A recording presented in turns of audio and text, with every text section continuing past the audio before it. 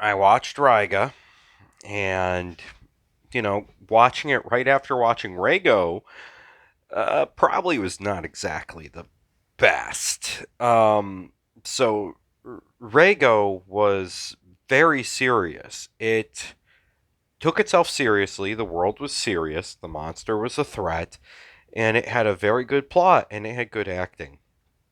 On the flip side, Raigo well, I mean, not Raigo. Raiga was campy, silly, full of bad acting, not very good music, and it also still had bad CG. So, in comparison, the two films, one I really liked and the other one I didn't. Raiga was not that great. Half the movie was about a guy on like a city council trying to make money, trying to hook up with a younger girl because his wife died and his daughter is getting mad at him. And a lot of the time was spent on him spending time with his daughters and trying to deal with city council stuff. And it's like, okay, well, it'd be okay if it wasn't filled with bad acting, people doing all sorts of wacky faces. Maybe if I had a little bit of time between watching the two giant monster movies, it would have been a different story. Also, on Tubi, for some reason, the captions all started malfunctioning towards the end of the film, and they're still not working for me when I try to go back to watching Ultraman. So at this time, I'm going to have to stop watching stuff on Tubi that I need subtitles for until I figure out why. And I did double check to make sure it wasn't just my settings or something. The subtitles stopped working. So at that point, though, it was towards the end of the film, so it was just the monster being attacked by planes and tanks and stuff. And so it is a sequel set, what, 50 to 70 years after the events of Rego. And Raiga is. They did differentiate him from being a Godzilla type monster because he had longer arms that were more fin like, and his back had these long, almost wing like fins, and he had these spots all over his body where the lightning would continually strike.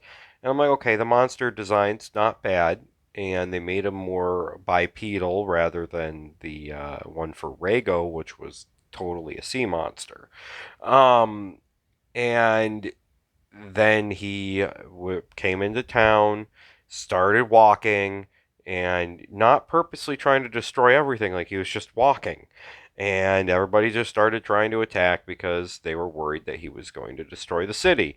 And they're trying to shoot him with all sorts of weapons. And one of the guys who is part of the defense team is a bald guy with an eye patch, and he was so ridiculously over the top, wanting to use very dangerous weaponry. Um, and then you had the mayor of the town, and he was like, everybody just was doing so many goofy faces.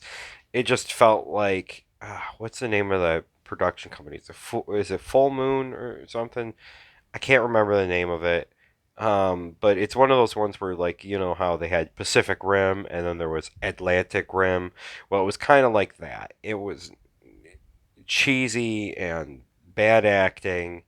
I don't know how much they took it seriously. And I do know that there are more movies in this series. Like, there's another movie called God Raiga versus King Oga.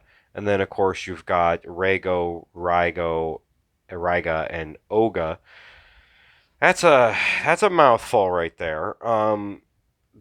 And at the end of the film, after they've knocked down Raiga, and they're pretty sure they're about to kill it, a second one comes in, and you're like, "What?" And then the second one fights the first one, killing it. And then, as the city's all on fire, it just peas out are like rainbow and all the fire goes out. And I'm just like, what? That was that was how the movie ended, and then the survivors were all happy and started sliding down a hill because reasons. I I'm gonna say that it was probably like a 3 or 4 out of 10 in comparison to Raigo's 7 out of 10.